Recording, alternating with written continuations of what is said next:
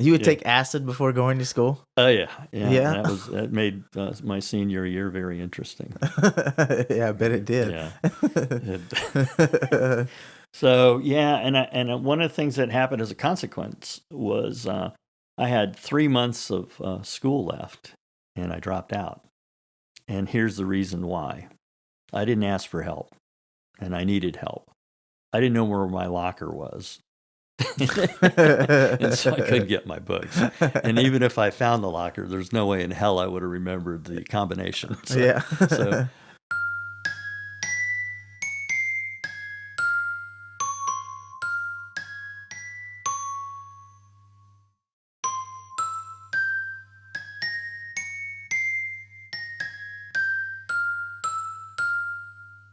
Welcome back to another episode of Tales from the Grips. Today I have Jeff. Welcome, Jeff. well, thank you, Yeah, it's a pleasure to have you here. Brian. Thanks for the invitation. Yeah, it is. I want to say this. I kind of saved this for the podcast.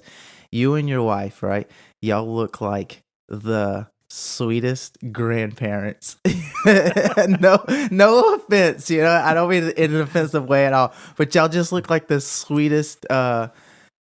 Once again, no offense, like, a little bit older people, right? Y'all look very sweet. And then I hear some of your story, the tidbits that I've heard in meetings, and I'm like, wow. Yeah. And that's all real. But I'll tell you something. We both are grandparents. Yeah. And at this phase of life, it brings probably one of the things that brings the most joy to me, and I think to Lauren as well, is grandparenting. Yeah. And you'll always hear the old story. Yeah, you get to spoil them and give them back and all that. But there's so much more to it. It's wonderful. Yeah. I'm actually looking forward to like torturing my daughter. One day when she has a kid, I'm going to that is yeah, because you're not like that 24/7 like pressure of doing a perfect job. Right on. Yeah. Well, the kids part are, there's a lot in the way of learning. And that's where you make all the mistakes. And then the grandkids, you figured it all out. Both were good, though. I mean, I loved being a dad. That was like a very enriching part of life. Mm-hmm. And, still talk to my kids almost, well, my son not as much, but my daughter almost every day. Yeah. Actually, a question. I've really been... I have this thing where I like to project way into the future, right? Mm-hmm. And realizing how finite the time is, in these stages that they're going through, because my daughter's 4 now. Mm-hmm. And it is... I had a dream a couple weeks ago that she was like older.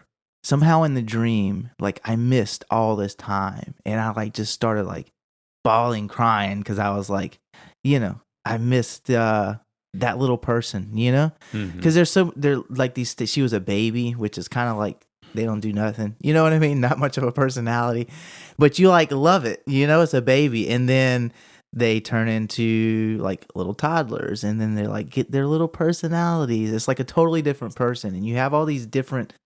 They're like different people, So yeah, how like is that something that you like? You look back and just are happy that you had the moment, or it's like, man, I miss. Yeah, it's I'm sure your listeners are not interested so much in grandparents and parenting and all that, but I will say this: when I was, oh gosh, I'd been clean about 10 years or so. We had my daughter, and long story short is I had to keep my real world job and all that went along with that. And my wife she had a hearing difficulty, so she would take her hearing aids out at night. So, but when my daughter woke up and she cried and it was time for feeding, I had to do it. It was on you. And yeah, so I was like miserable and cranky. I get cranky if I don't get enough sleep. So so I'm bitching about this at a meeting one night, and this lady took, after the meeting was over, she said something to the effect of, maybe you're looking at it wrong. And I said, what are you talking about? And she said, that's a precious little life that you're holding in your arms. Embrace these moments because they're not going to last very long. And my whole attitude shifted.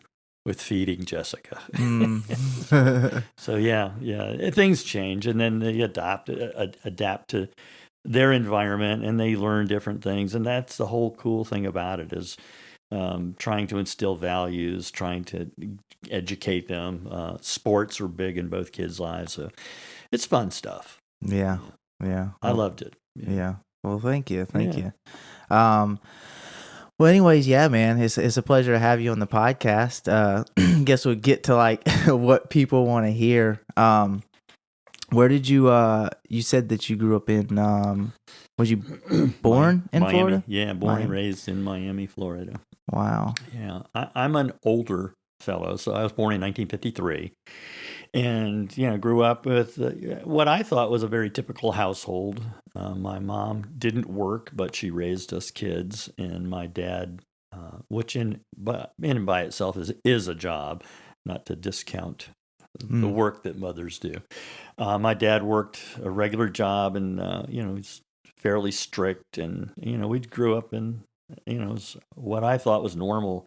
I did notice there were, later on in life, I noticed that there were, a lot of arguments, a lot of yelling, and there was, my dad had anger management problems that came out even more when he'd had a few sips of Jack Daniels, you know what I mean? So these were things, and I learned about this later on in life, but as I was going through it, it didn't seem, it just was like, I didn't know any other different lifestyle, so that's what was.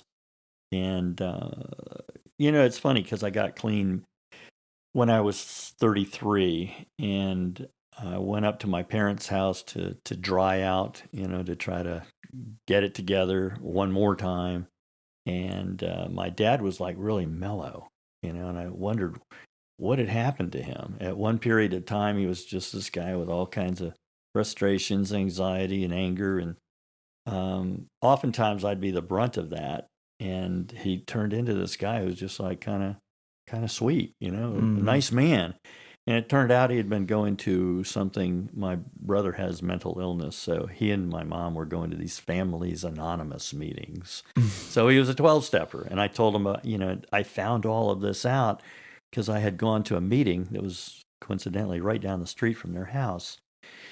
And he says, well, what do you do with these meetings? And I told him about it. So I started telling him about step one and so forth. And he picked up my conversation. Oh, and your life become unmanageable? And stuff like that. And it's like, wow. And so he told me about it. And it's like, here I'm thinking all of his angers about me and my brother and all the trouble we caused. And he's had the same issues that all of us have with character defects and trying to negotiate life, live life on life's terms. And, so it was eye-opening. But, I think one of the things that I also noticed with step work is when the arguments and fights and things began, and this is why, like I was 13, 14 years old, they would start the fights and I would go outside and smoke a joint, and I'd come back in an hour or two later and the fights were over. And so that was I didn't know it at this time, but that was a coping skill. Just get away from the problem, get a little stoned. And then I also got to say, in that era, drugs were super popular. And it seemed to me, and I don't think this is reality, but it seemed to me, everybody got high, Yeah. And so I was like, I fit right in. Yeah. That was going to be the question I was going to ask, to say, where does a 13-year-old in the 60s, I guess now, get a joint? We find each other. And that's so true. Like I knew a guy he was a hippie. There were almost, in my high school, it seemed as though there were classes of people. There were people that were sports freaks. There were people that were hippies, people that were musicians, people that were fraternity guys and all that. And I didn't really have a clear identity on who I was or what I wanted to be and that sort of thing. And there were the guys that were getting stoned.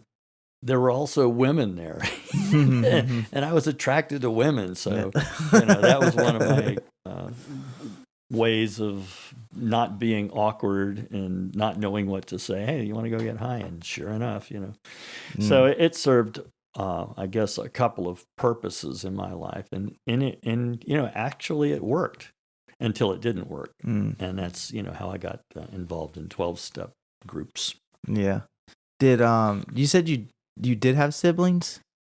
Yeah, I have an older brother, and he's the one who has schizophrenia. And my younger sister, so I'm the middle child. He has schizophrenia. So typically, I mean, I thought that schizophrenia shows up later in life. And it did. It showed up, he was probably 20 or so. And he'd been my brother all my life. We used to hang out together and have a lot of fun and, sports and stuff like that. And then he just got weird one day. And I recall it vividly. He's saying voices were coming in his head through the fillings in his teeth or something. And I go, wow, this is weird. And then it progressed from there. Yeah. Yeah. It's a pretty scary. I've witnessed it too. And not just in my family, but I used to work in that field. And then I would see people come in that had a break, and it was very shocking to the system when you see somebody that you care about, and then they're struggling with this, and you can know it's severe. It's a scary thing. How did you say that was 18? He was 20 or thereabouts, because we were both out of high school. And the irony is if he wants to stay normal, as normal can be for him, he has to take drugs every day of his life.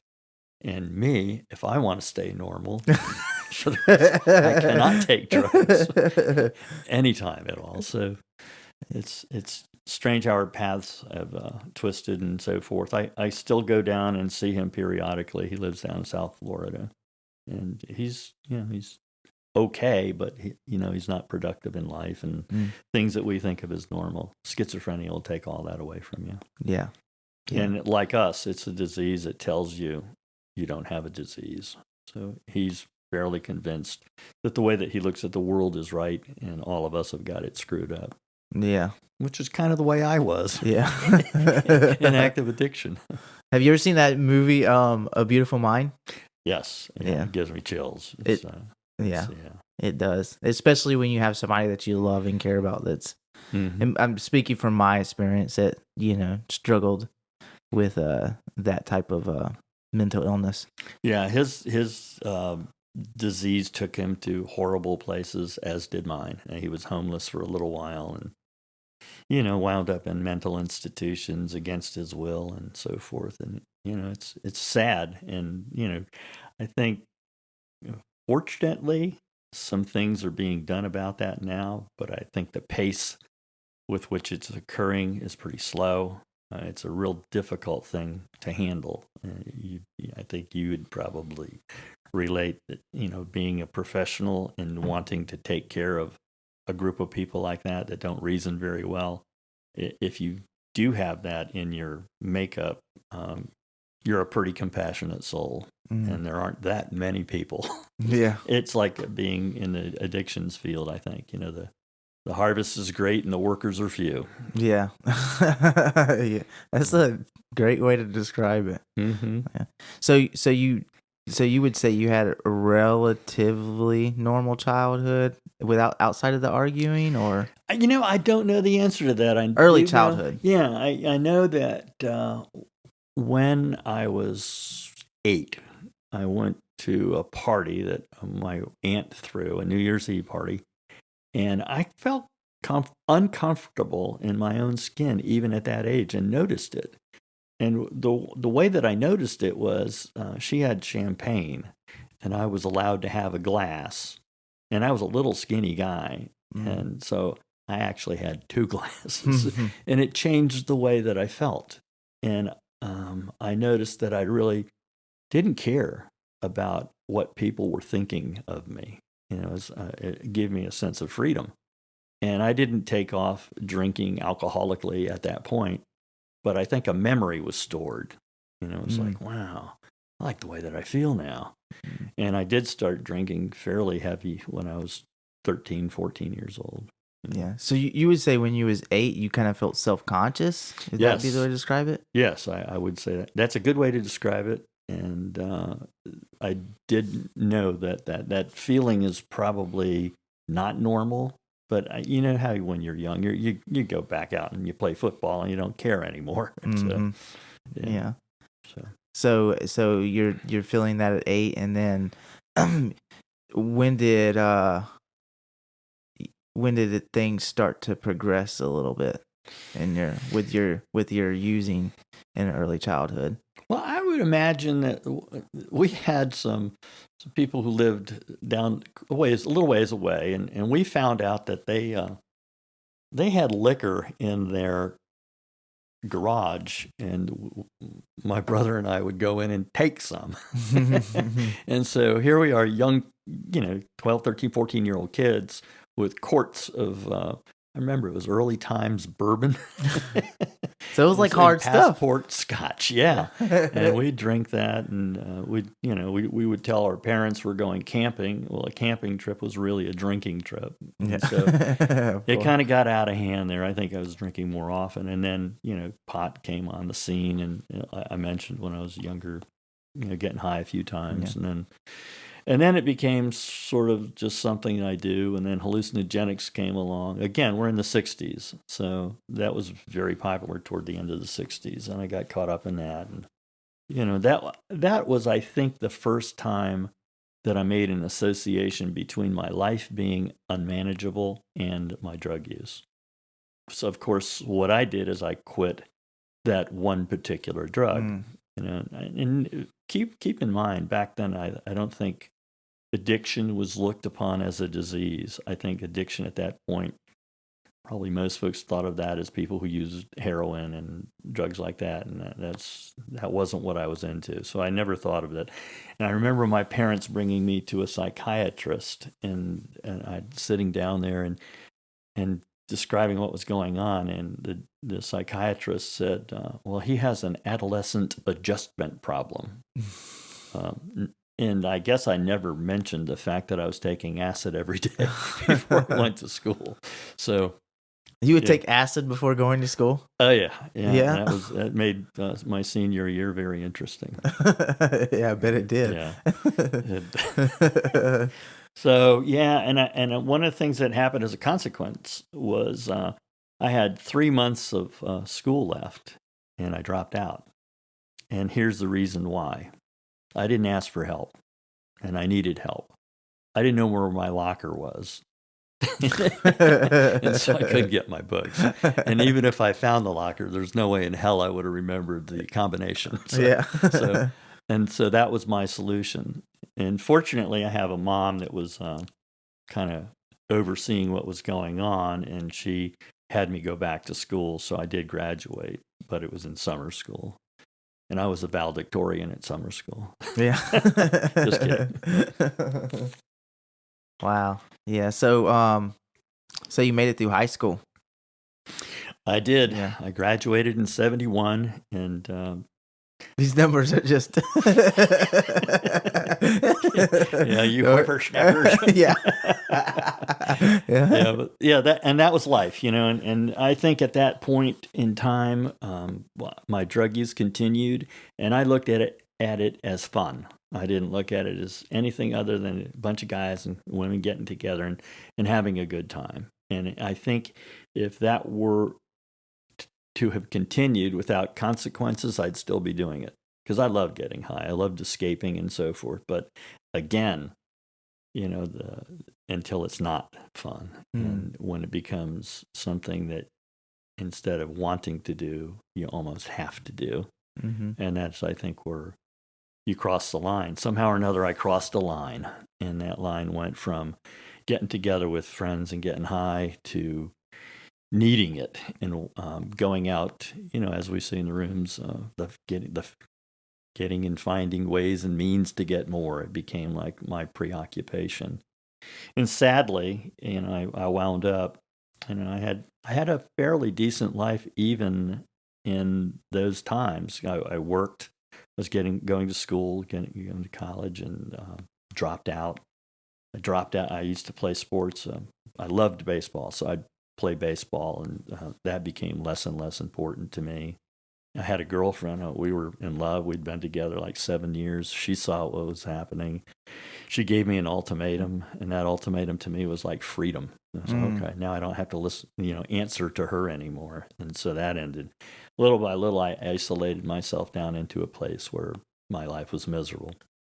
I think the last probably 5 years of drug use, I think I had crossed that line, and I was into active addiction.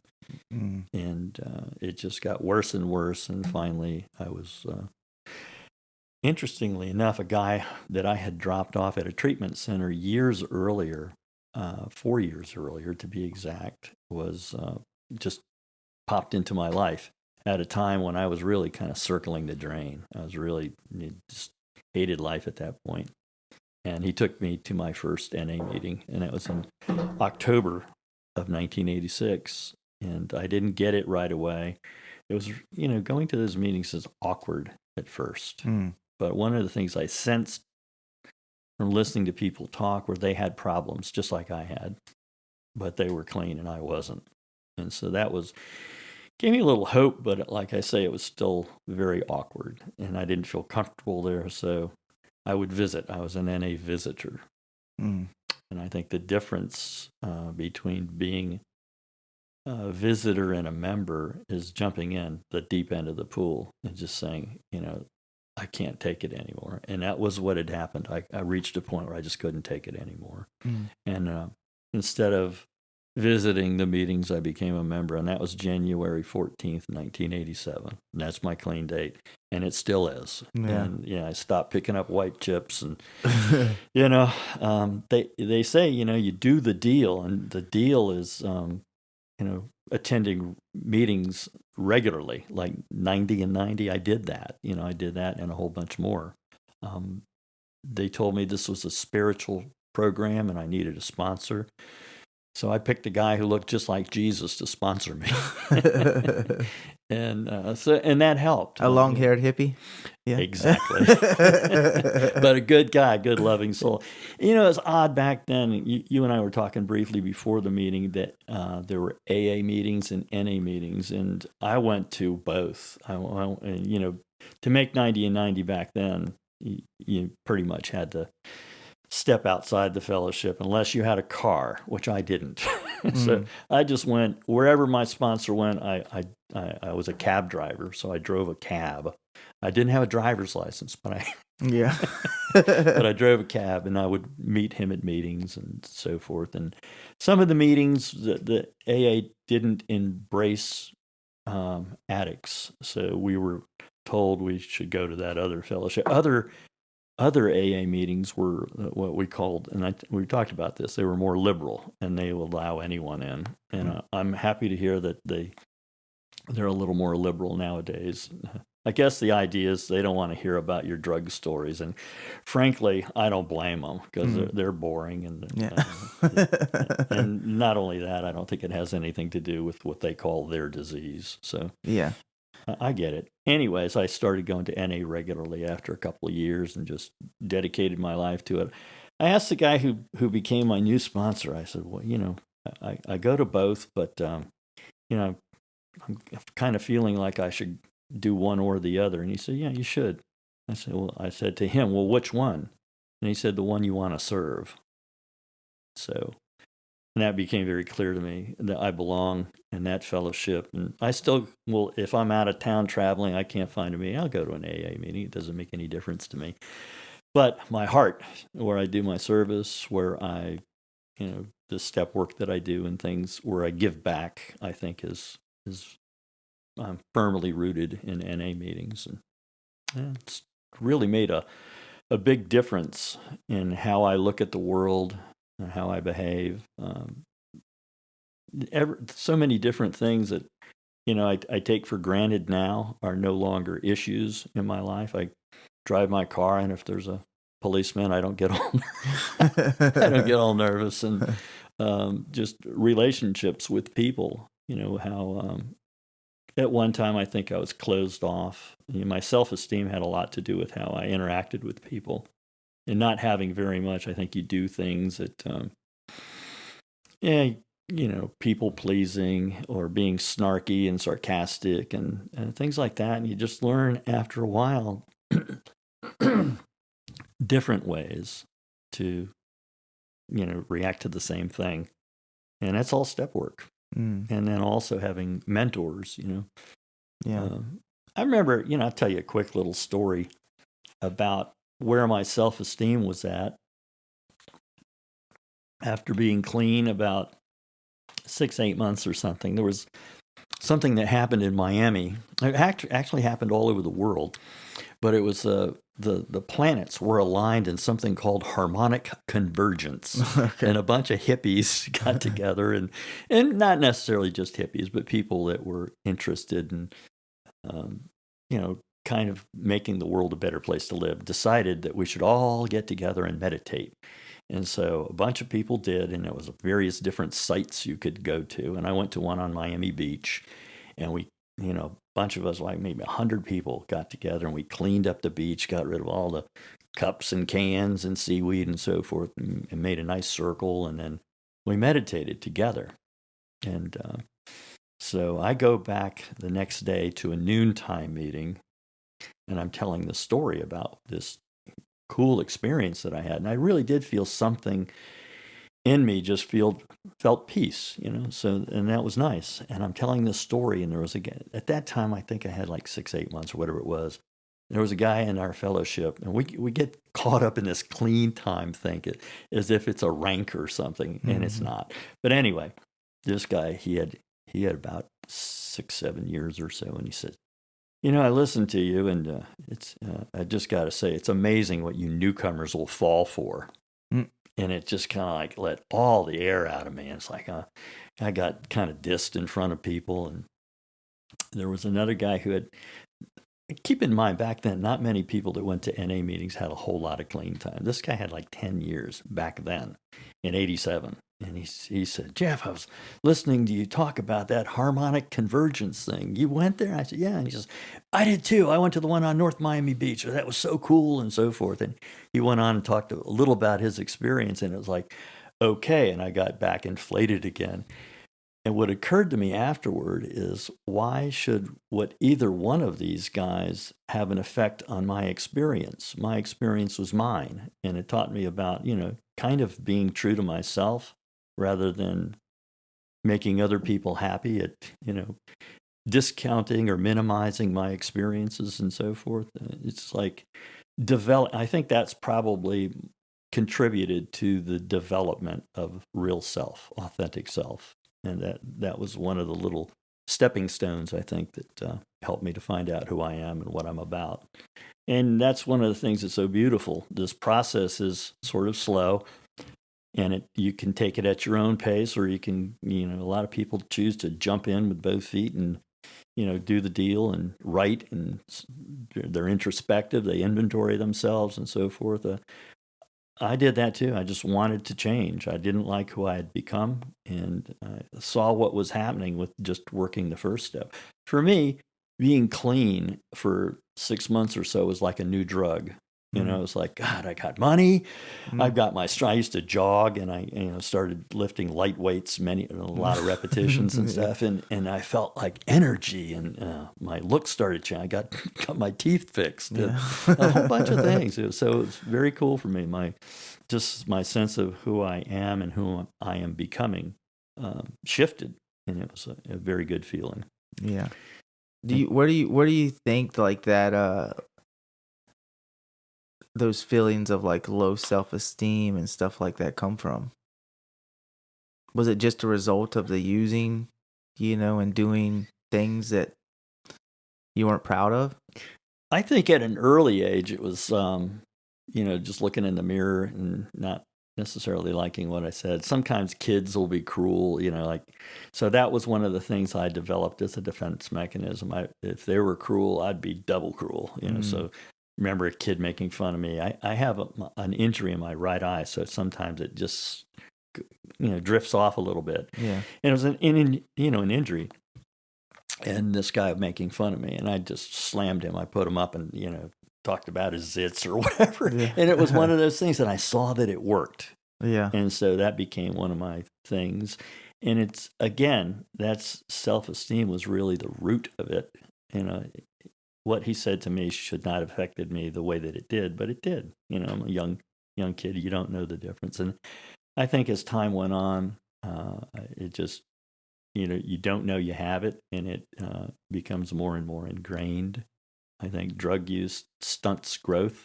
So normally people would probably get counseling, maybe talk to their dad or their mom or their pastor or somebody and deal with that. And I didn't.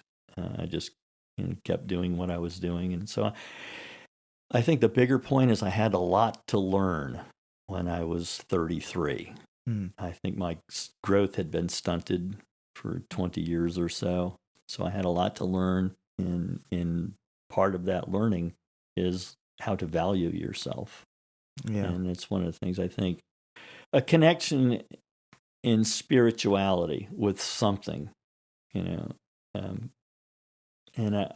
I got that. I'm a little reluctant to use the word God sometimes for a variety of reasons. One, I think it's incomplete. The moment you say it, people have ideas of what God means to them, and it may not necessarily mean the same to me. I think if you go to the speak with the Eskimos, or you go down to the jungles in South America, or you go to Chicago, you're going to have three different definitions about what God is. So, but I connected with something, some force, that's the way that I look at it. It sounds all Star Warsy, but it's not. It's like I jumped in the middle of something I turned my will and life over to, and then began behaving as if God had heard my prayers. And I think that changes a whole lot. We get in the middle steps in our program with looking at defects of character and the replacement of those defects with things like acceptance or tolerance, things that are a little more positive. And I did that. I did the work. And I don't think the self-esteem is much of an issue anymore. It's just like I found out who I am. Which is pretty cool. Yeah, it does allow you to be doing the deal does allow you to be more comfortable in your own skin, without a doubt. Otherwise, I think it would almost be purposeless, True. And getting off drugs is a huge deal. Yeah. It's big. But why would I do drugs the way that I did in the first place? Yeah. That's the question. Yeah, and why would you... Drugs were a solution to that problem. Until they weren't, right? But they were a solution. So to still have the problems, and now you don't even have the drugs, you just could be a miserable person, without taking those necessary steps. Right on. Yeah. I quit doing everything at the same time. And when I say everything, I meant I didn't smoke cigarettes anymore. And then I smoked. I smoked fairly heavily back then. Yeah. And so quitting all of that stuff and then all of a sudden I'm just like a raw nerve. And it takes a while. And I mentioned that I did, I started jogging. I started doing exercise. That's like a freebie high. Yeah. All these endorphins get released and, you start to feel good. And also listening to people. I think if my problem is I'm powerless over my addiction, what do I need? I need to be empowered. And how I am empowered is by information. People in the rooms were giving me information that helped me to put the puzzle together. I remember going to meetings. There were people that I looked up at as they were like my mentors. And I probably gave them a lot more credit than they deserved. But if they didn't talk at a meeting, I felt like I was going to a concert and all I was getting to do was listen to the warm-up band. I wanted the guys and the women that had substance to their shares to talk, and sometimes they wouldn't. I'd be all like, but those were people I was getting that empowering information from. They were teachers. Yeah. You do. I definitely have those people where I'm like, when I see them in a meeting, I'm like, Come on. You gonna share? Right. We need to hear from you. Yeah. This is not to diss the fellowship, but sometimes I go to meetings and,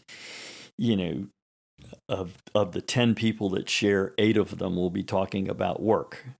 Mm. And that's great. I get it, because that's what's happening in the life. But if you're not tying your work to how you overcame an issue or something by saying a prayer or focusing on an asset instead of a defect, it seems like, well, we're not workers anonymous. Yeah. We should be, looking out for people who are new and, maybe offering solutions. But you know what? The bottom line is I think the people that are going to the meetings are staying clean, and that's important. Yeah. And if they have to talk about work, then that's okay. Yeah. I know I did my fair share bitching about my old bosses. Yeah. Yeah. I want to take it back a little bit, and you don't have to be specific in the things you might have been doing, but I do want to talk about, because in the literature it talks about giving the newcomer something that can identify with, and like if you're new or nearly new to getting clean, you know, sometimes it's beneficial to hear those things of like what like up, like not just the day before, but like you talked about, like you was going in and out of the rooms for a little bit before you made that decision to all in, feet first. What was going on then? What was you feeling like? What was that process like? Yeah, I know I'm taking you back. Yeah, you are. But I remember fairly vividly. I was trying to stay away from one particular drug. Mm-hmm. That was what I thought my problem was. I didn't know anything about addiction or anything else. I knew that this one drug was kicking my ass, and if I could just stay off of that, mm-hmm. I'd be okay. Do you want to say what that is or no? Yeah, I was doing free-base cocaine. Okay. Yeah. This isn't a meeting, right? You can share whatever you want to say. Right on, yeah. And anyway. Yeah. I wanted to stay off that. And if I could stay off that, I thought my life would be just fine. Because that was the problem. That was the problem. It was nothing to do with an internal disease. It was just tearing my life apart. Yeah. It was that particular drug. And I thought, I thought that Narcotics Anonymous had way too radical a view about beer. I thought it's a beverage, like Coca-Cola or iced tea or a beer. It's all the same thing. I didn't look at that as my problem. And it's funny how you learn things as you go. 8 years into my clean time, I decided to go to school to become an addictions counselor. Mm. And I did. University of Miami at that time offered a program, I think because crack cocaine was pandemic in Miami, and so they needed a bunch of people and so they offered an associate's program, and I went to it and went through it, and I learned a lot of stuff. One of the things that I learned is alcohol has this portion of your brain, it's called the prefrontal cortex, and that's the part of your brain that helps you to make decisions and stick with those decisions. So the example that I give is, well, I would drink beer and then I would go out and do my drug of choice.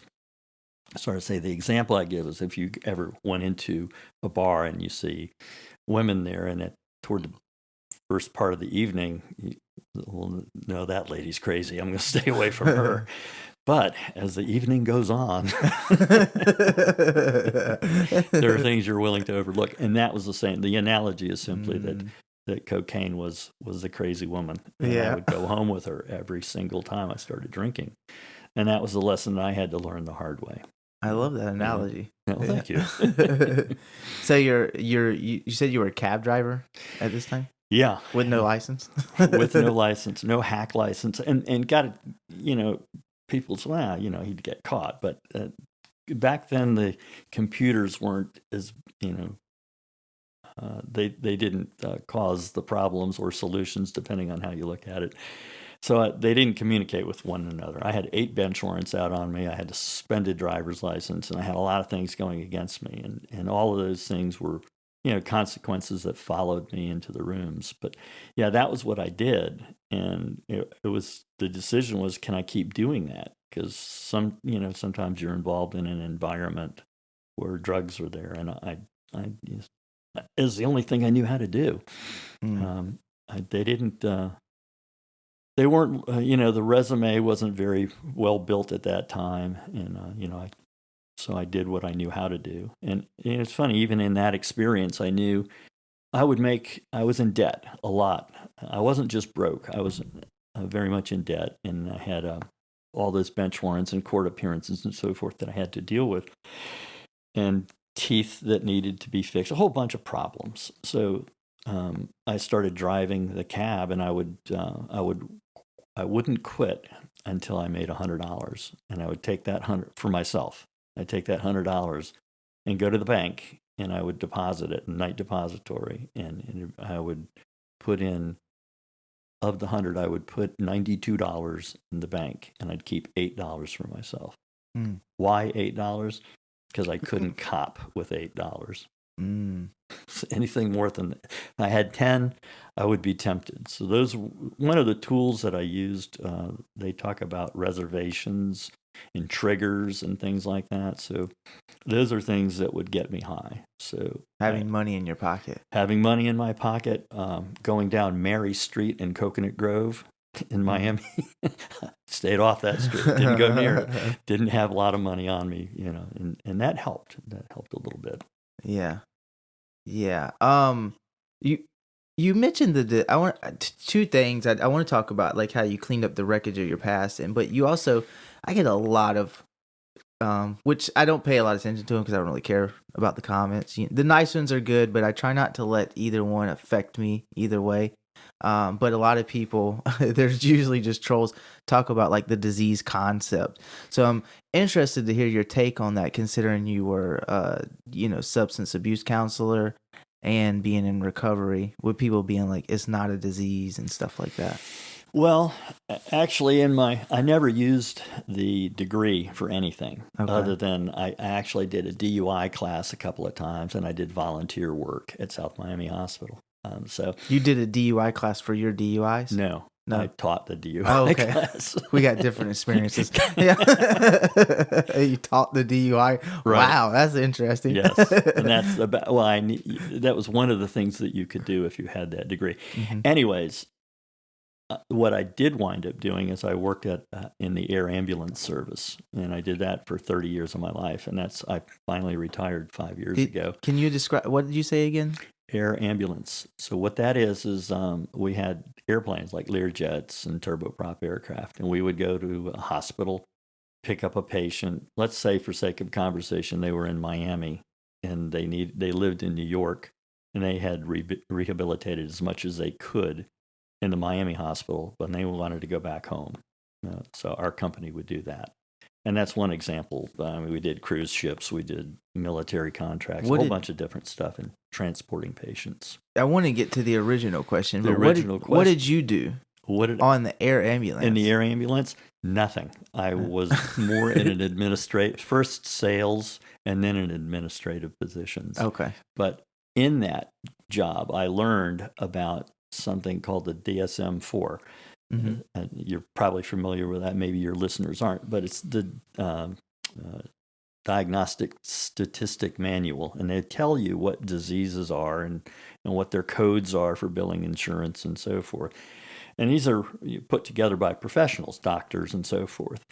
Addiction is in there. Mm-hmm. So if you don't think it's a disease, look at the DSM. It's probably 5 or 6 by now, but anyways, that's the book that has classification of diseases. Believe me when I tell you, if there's a way for an insurance company to get out of paying a claim, they will do it. But they can't get out of paying for treatment for addiction because it's in the DSM-4. Yeah. So that's one thing. That's when you have the disease and then you recognize it by doing the work that you do and listening to other people's stories and so forth, you clearly see it's a disease. Yeah.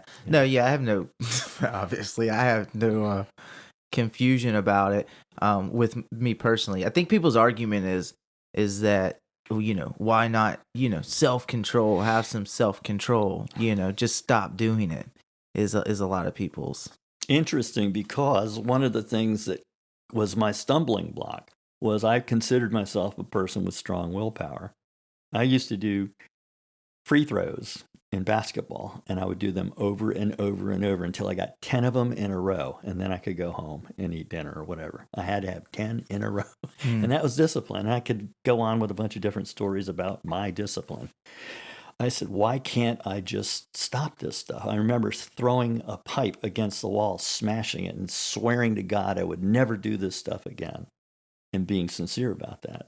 And then the next morning, not only didn't I have any drugs, but I didn't have the paraphernalia to do it. So it was frustrating. Yeah. And I would, why can't I do this? Why can't I stop? And that's to me a short definition of why I could admit that I was powerless over the disease of addiction. Yeah. Yeah. So Yeah. So you struggle with that for a while. You find yourself in the meetings, but you get all this wreckage of your past. So how does that process start to take place? Yeah, it's not funny. It's actually sad, but it follows you in to the rooms, and it did me. I had health problems. I had mentioned I had problems with my teeth and a chronic cough, and every time I coughed, I had these shooting pains in both sides of my kidneys, and I was broke, and not only was I broke, I had all this debt. I had the bench warrants I had mentioned.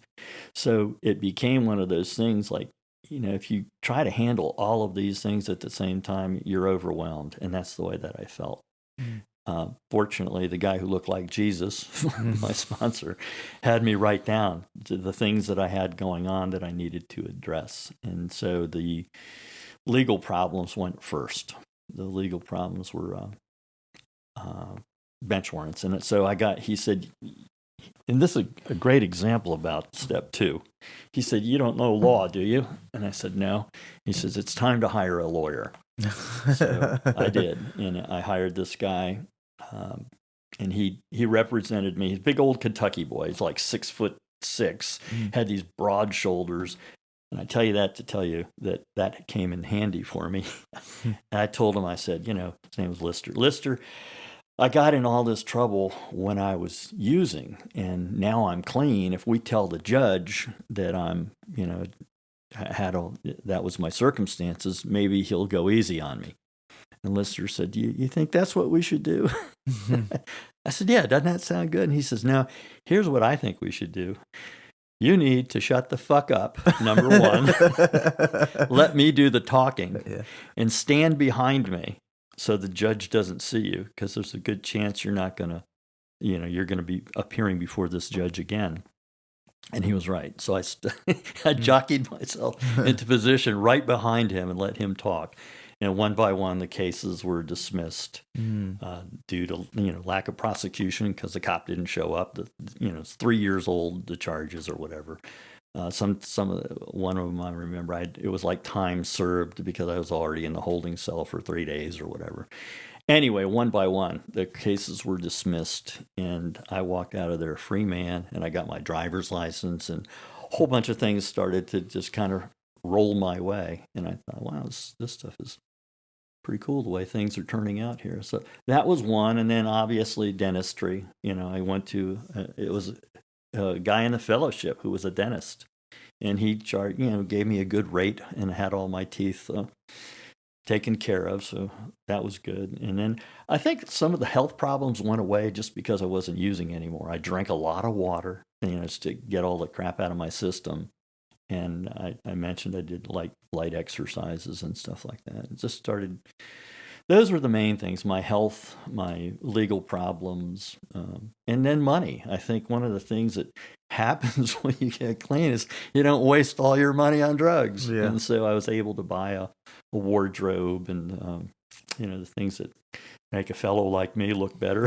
And it leads right into a relationship, which I got into after I'd been clean about 12 or 14 months or so, I started dating this girl, and eventually we wound up getting married. She was a lovely girl, very pretty, and I met her in the rooms, and it turned out really really good. We had 2 children together, and then things started going south, and I got divorced in 2014. I'm pretty sure it was, and I'm glad this came up. I At that time, a whole bunch of things happened at the same time, and I think with the program that I have, most of the time if something comes up, I just deal with it. There's solutions, and you know what they are. I'm not going to go too far into that, but there are things you can do, whether it's prayer or sponsorship or whatever it is. You deal with those problems. In 2014, I don't know, it was about a year. A bunch of things happened at the same time. One of them involved one of my children having to go to treatment. The other was the divorce. My wife and I were just not getting along, and sadly, it ended. And a divorce, when you have a family, isn't just a divorce.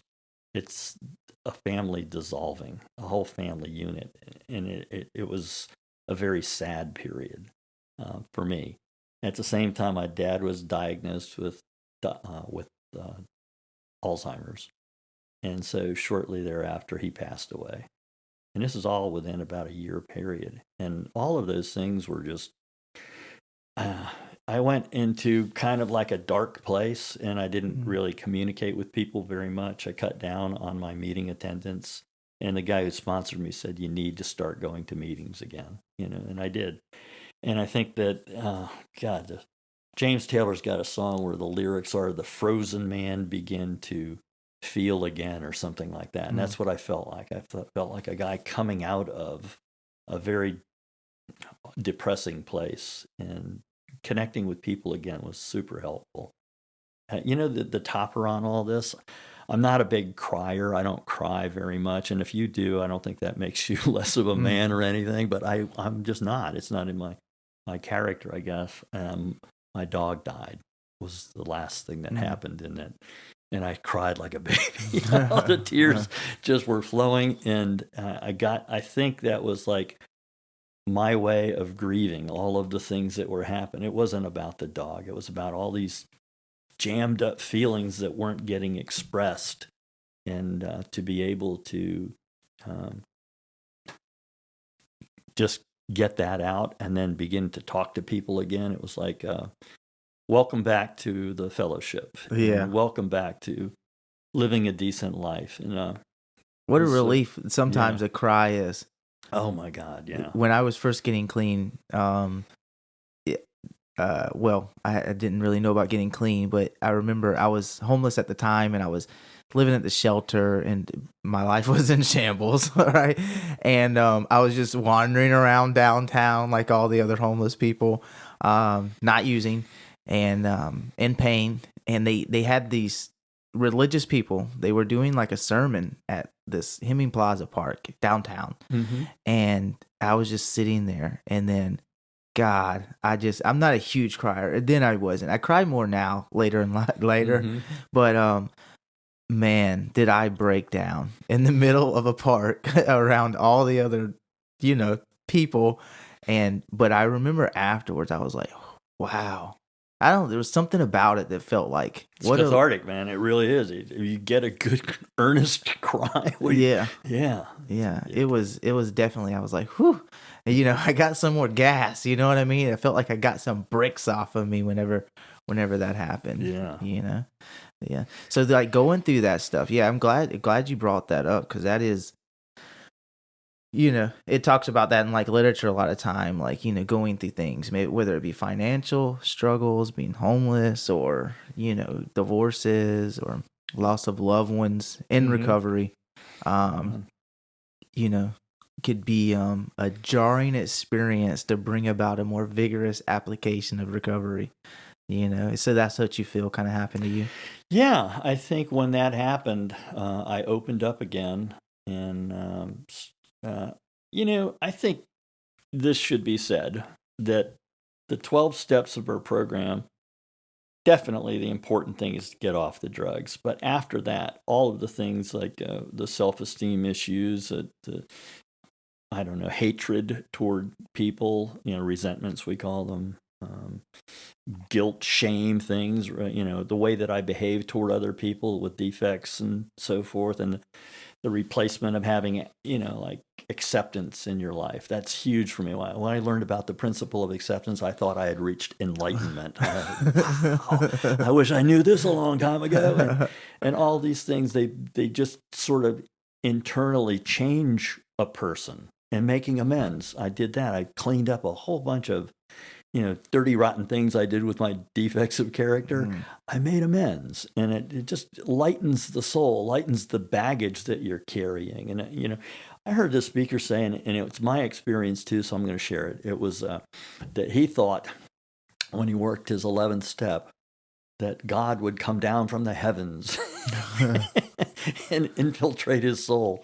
And he said, it's not that at all. And my experience wasn't that either. My experience with 11th step is all of that stuff that was just, it's like a diamond, and you've got all this charcoal around it, and little by little you chip away at it, and then what's left is this you get to experience your own soul, your own spirit. And it's not that God is coming down, it's God is coming out. And I believe that the essence of our program is an awakening. And when that awakening occurs, you're able to love. You're able to give love. You're able to receive love. You ever read More Will Be Revealed? It talks about that life flow that is exchanged between one person and another. And I think that happened.